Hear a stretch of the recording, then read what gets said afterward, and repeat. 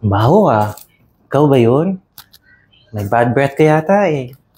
Saan ba nanggagaling ang bad breath? Una, nagpalinis ka na ba ng ngipin? Kung hindi pa, palinis ka na dahil baka dyan nanggagaling. Kasi syempre, yung mga naiipon na tartar, mga dumi, mabaho yan. Magkakos yan ng bad breath. O kaya, baka mayroon kang cavity. Ipapasta mo na yan.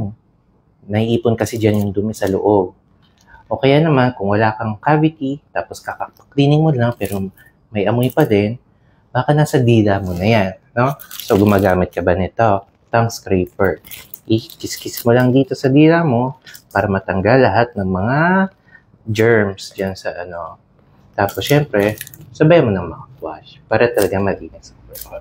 Kung wala naman dyan, malinis na to, malinis yung ngipin, walang cavity, pero may amoy pa din, try mo pa-check sa doktor. Baka may underlying problem sa katawan mo na nag-cause na bad breath.